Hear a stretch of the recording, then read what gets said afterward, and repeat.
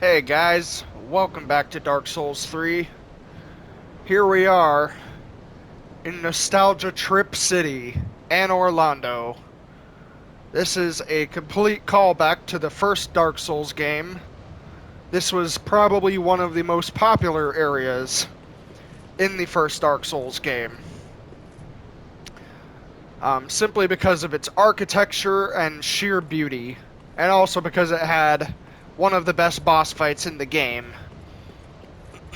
Also pretty difficult boss too, to be honest. But anyway, we will be exploring this area today, but not before we go to a few other areas that we weren't able to visit last time, since we were out of time in the episode.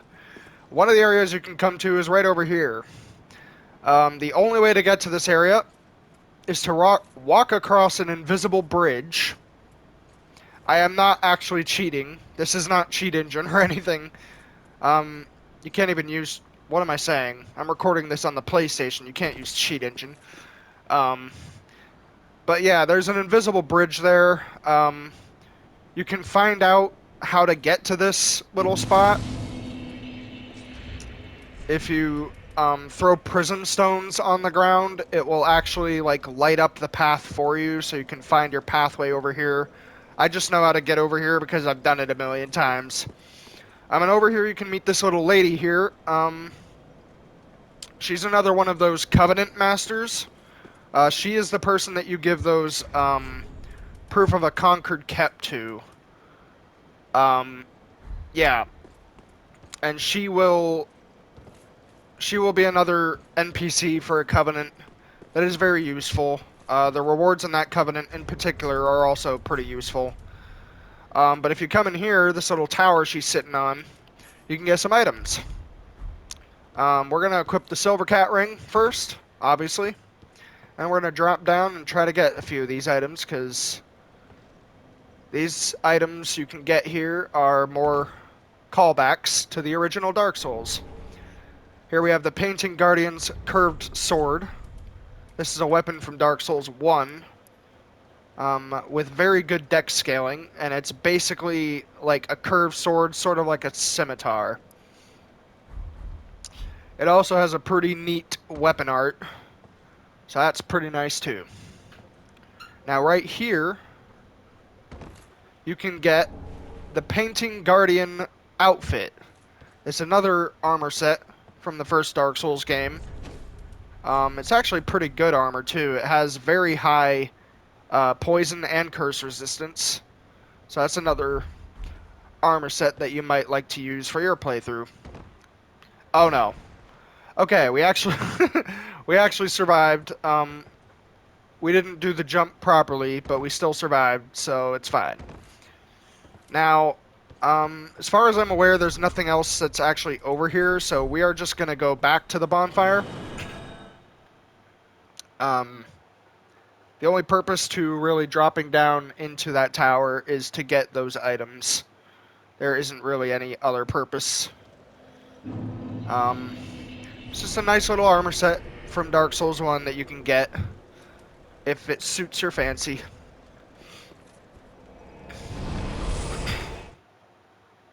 I do apologize, guys. A lot of the beginning part of this episode may be a bit of backtracking, since we weren't able to go through some of these areas last time. But I assure you there are a lot of good items that you can get from some of these areas. So I definitely recommend you check it out. It's just, I wasn't able to show it last time because we ran out of time to show it.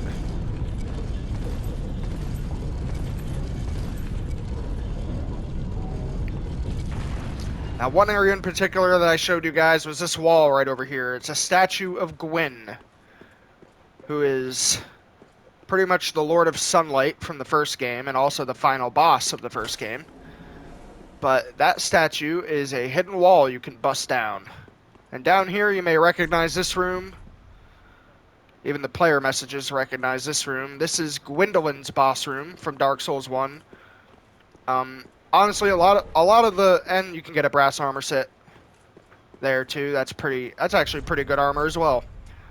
I do apologize, by the way, guys. I am gonna be I am gonna be referencing the first Dark Souls game a lot in this video, simply because this entire area is fan service to the first Dark Souls game. It pretty much has you go back through the ruins of Anor Londo after the sunlight left the city, and you just sort of explore it.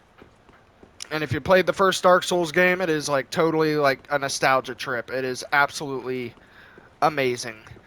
But in this room, you can also get this little item in this chest here, the reversal ring. The reversal ring is a ring that will change the appearance of your character from male to female, or female to male, vice versa.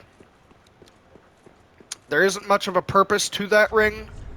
It is more of a reference to the fact that Gwendolyn is sort of a not to like downplay it or anything, not to like insult anyone. I don't know, this might be an iffy topic. Gwendolyn is sort of like a transsexual in the sense that Gwen wanted to have a son, and Gwendolyn obviously is his son. But Gwendolyn did not want to be a boy, he wanted to be a girl. So he dressed as a girl.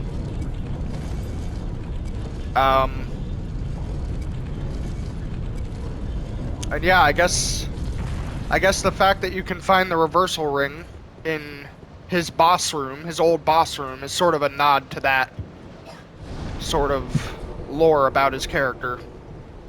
But I digress. Now we will be exploring the castle itself, Anor Londo. There are a lot of Silver Knights up here. You do have to watch out for that a little bit.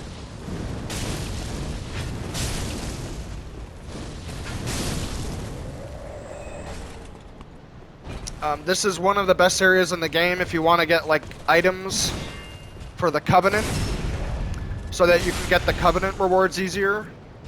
Then this area in particular is one of the best places to farm that Covenant item.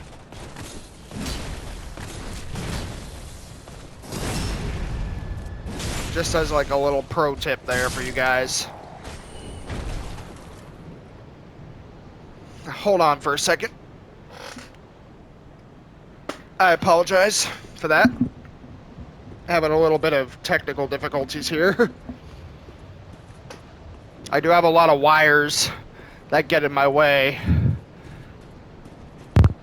because I own multiple game systems that I really enjoy playing when I'm not recording.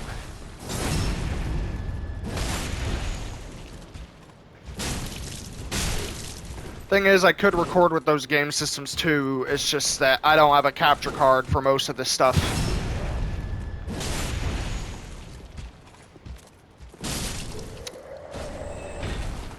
The reason I'm able to record with the PlayStation is because it has a broadcast function, and the reason I'm able to record with my PC in Terraria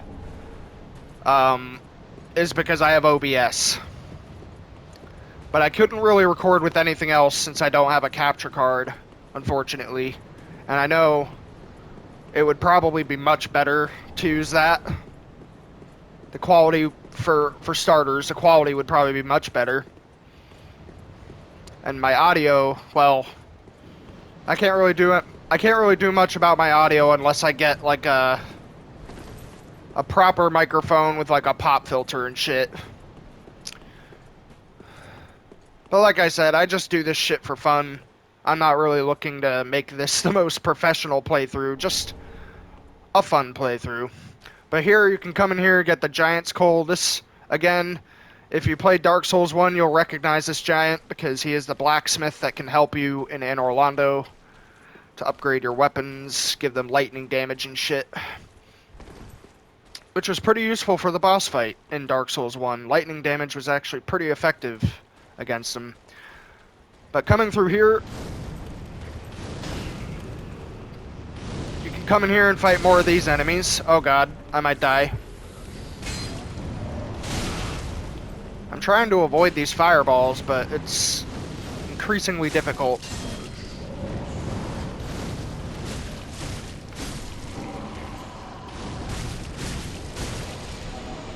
Do you have to be locked on to backstab an enemy in this game? Because I was right behind him and it didn't count. Alright. Proof of a conquer kept. Again, you won't find a whole lot of Covenant items lying around in the world. So really the only effective way to get them is to either do PvP or farm them from enemies. If you really want the Covenant rewards in this game, that's pretty much what you have to do. But anyway, now that they're taken care of, you can drop down here and open this chest. You could get yourself another Estus shard, so that's pretty good. I don't mind if we use up too much of our mana fighting the enemies here, because the boss itself, I believe, is pretty highly resistant to magic. That's probably not very good for us since we have a magic weapon. So the boss might not be very easy for us, but we will fight it anyway, and hopefully we will win.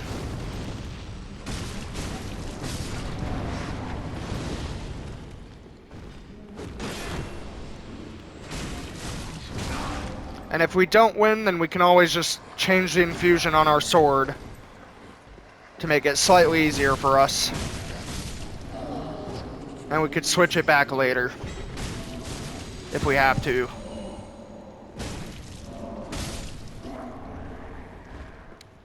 Now the reason coming through here can be kind of annoying is not actually because of these slimes, but because of these deacon enemies. They can hit you with their fireballs from a very far distance. So more often than not, while you're coming through here, just trying to get to the boss room, you'll get hit a bunch by their fireballs, because they're just sort of all over the place. But you'll recognize this enemy from another area, the Cathedral of the Deep. It's one of those big curse enemies we fought.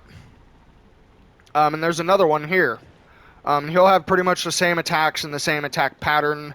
He can be kind of annoying unless you know what you're doing.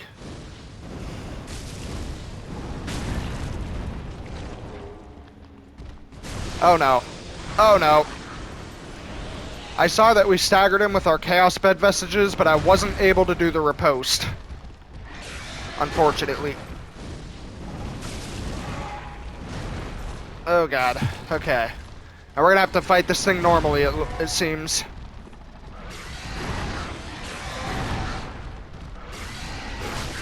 Oh no. No. Actually, fuck this. This monster will, like I said, inflict a lot of curse on you. But if you come over here, you can pull this lever to open the door. And that'll pretty much act as your shortcut to get back to the bonfire. Ah. And now we can kill this guy. And conversely to the other guy we killed, who dropped the Aldrich's Sapphire, this one will drop the Aldrich's Ruby. And instead of giving you FP, it will give you HP when you do critical attacks.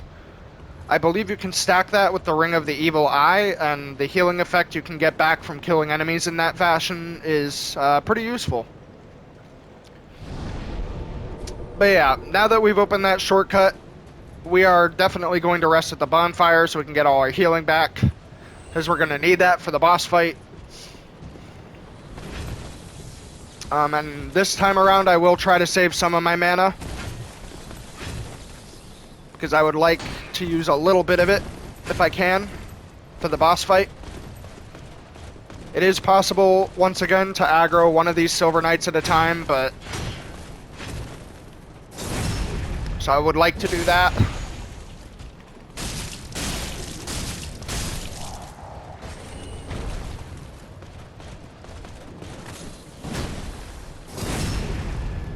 Alright.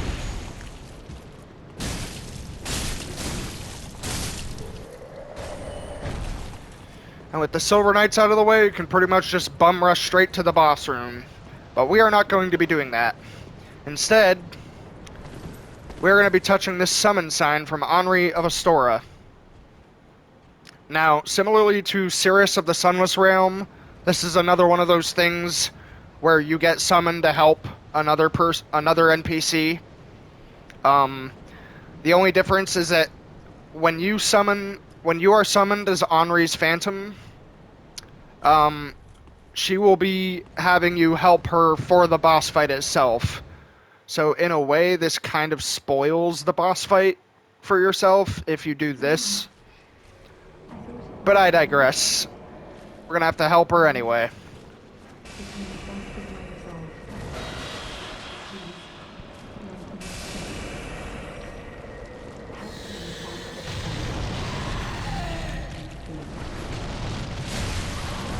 And here you will have to fight the Aldrich, the Devourer of the Gods. And you will have to help Henri fight this thing.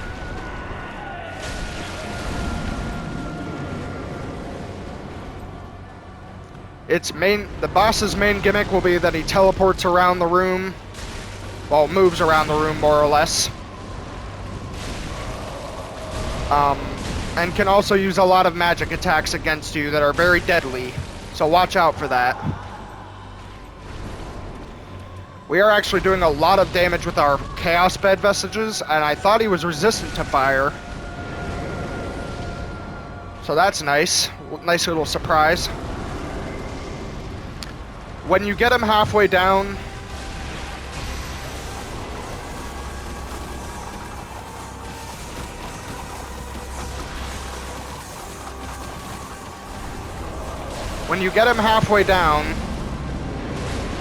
he will go from using magic to using fire.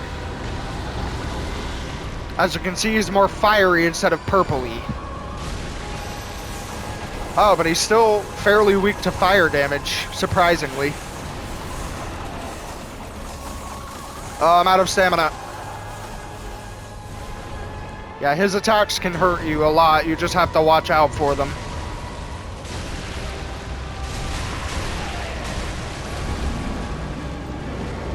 And when he goes back underground doing that attack, he'll create a little area of effect that you have to watch out for, because it will do damage to you. Excuse me.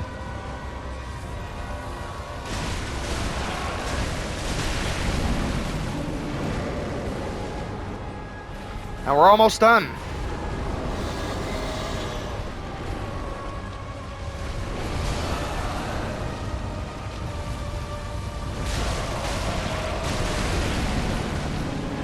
I really hope we don't die here, though, because his attacks can be pretty powerful. And my sword isn't doing a whole lot of damage to him, since he resists it. Uh-oh. Uh-oh.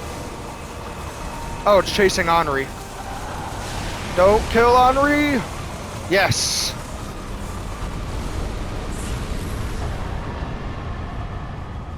I owe this to you. Thank you. Truly. Horace, we've done it. We really have. And that was Henri's entire mission. To defeat Aldrich, one of the Lords of Cinder. And we've done it. Except the issue is that we did it in her world. So Aldrich is still alive in our world. Which is kind of awkward. I don't really know why From Software designed it this way, because it's basically like you are sort of supposed to help her fight him before you fight him. And in doing so, in helping her fight Aldrich, you're sort of spoiling the boss fight for yourself. because you're not really killing him in your world, you're just killing him in Henri's world. So it's nice that we could complete her quest line, but it is sort of an anticlimactic ending, since Aldrich is technically still alive in our world. So now we will be fighting him in our world, but this time we'll be doing so with my mic being muted, because I quite like the boss music here. So let's get to it.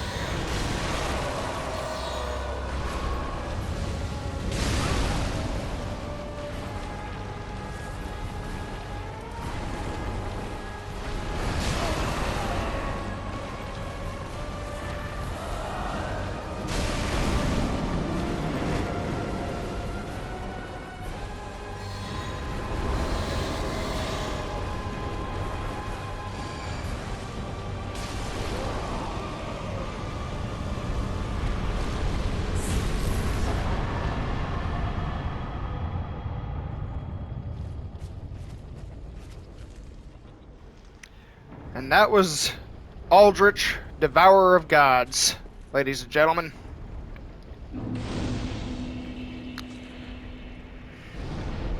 And once again, more fan service to Dark Souls 1.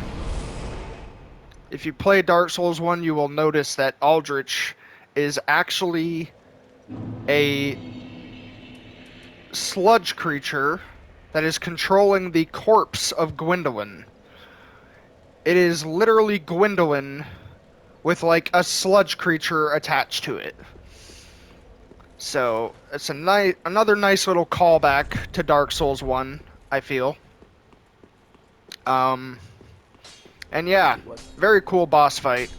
I am honestly surprised that Aldrich is not resistant to fire, especially in his second phase, because his second phase is mostly like fire oriented. He still casts magic, but he's got like fire all over his body. I figured he'd be resistant to that. But I digress. Another very cool boss fight courtesy of From Software, and another very cool area to explore with that little nook of Anne Orlando. Another nice little callback to the first game. And also another Lord of Cinder defeated. And with it, Henri's straight sword. Okay. You can only get this straight sword if you complete this part of Henri's quest line. Her straight sword is actually pretty decent. It has got pretty bad scaling, though. I think her sword is more optimal when you have a specific infusion on it that would boost one of its scaling effects. But overall, it is actually a pretty decent weapon. It looks like the description here implies that it actually gets more damage when you increase your luck stat, so it might be a weapon that scales with luck. I'm not entirely sure. You can only get that weapon once you complete this section of her quest line, and her quest line pretty much ends with you defeating Aldrich, or helping her defeat Aldrich. But now, speaking of all of that, we will be finding out what we can make with his soul. One of them is a miracle called Life Hunt Scythe. This is another callback to Dark Souls 1. This is basically, you will conjure an illusory scythe to attack an enemy, and pretty much any enemy you hit with this, or any enemy you kill with this, will give you life back in return. I don't actually know if it's a good amount of life or if it's just a small amount, but it can be a pretty useful miracle. And then here you can also get his Dark Moon Bow, which is basically just, once again, it's another reference to Dark Souls 1, because this is a bow you can make in Dark Souls 1 with Gwendolyn's soul. And in this game, it's pretty useful too. It's a mostly intelligence scaling bow. But once again, we won't really be using any of that, so we'll just take the extra souls. Only 15,000 for Aldrich's soul. That's strange. While I was off screen, before I started recording, I did get one more level up with the souls that I had, just because I wanted to make sure we wouldn't lose anything too valuable during the boss fight. But with 121,000 souls now, that should enable us to get at least 25 vigor now, and start working on a little bit of faith. Get that to match our intelligence so we can at least boost our pyromancy damage a little more. Farewell, Ashen Maiden. And we're not too far away from yet another level up here, so that will be nice too. But now that we have defeated Aldrich, there is another thing we have to come back to this room for. So let's go get that. And I think after that would be a good time as any to end the episode off. I hope you guys enjoyed this little section here. And Orlando is absolutely, I mean, it is decrepit and it is corrupted and it is absolutely disgusting on the inside, but on the outside it still looks the same as ever, and it still has that nice little charm to it. It is, after all, a nice little callback to the first game. But coming up here,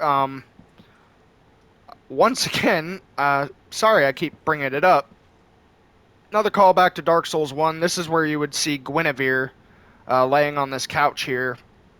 And she would be the one to give you the Lord Vessel in that game. But in this game, you can pick up the Sun Princess Ring. This ring will slowly increase your health over time. It is not a very big increase in health, I don't think. I'm actually going to test it really quick, because I want to see if it is actually decent. So let's actually take off the Silver Cat Ring too. So we can actually do this properly. I don't really know where to test this though. I guess maybe I can like let myself get hit by one of these enemies out here. Go ahead. Hit me with your fireball. Or that works too. Alright. That's good enough. I just want to test it. So, yes, with the Sun Princess Ring, you regenerate 2 HP per second, it seems. Or maybe it's like 2 or 4 HP per second. I don't really know.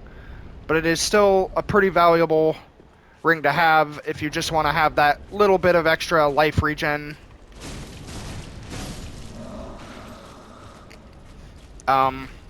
In the event that you are in a difficult area and you don't want to risk dying. But anyway, I think next time, guys, we will be heading all the way back here to... what's a good bonfire for this? I guess this is the best possible bonfire we could use. For right now, anyway. Yeah, next time, we're going to be heading back through the high wall of Lothric. Or Lothric, sorry. Because there is another area we're going to have to go to here. And I think we will finally be able to get our hands on the Moonlight Greatsword. So yeah, I hope you guys enjoyed watching this video, as always. And I'll see you all next time.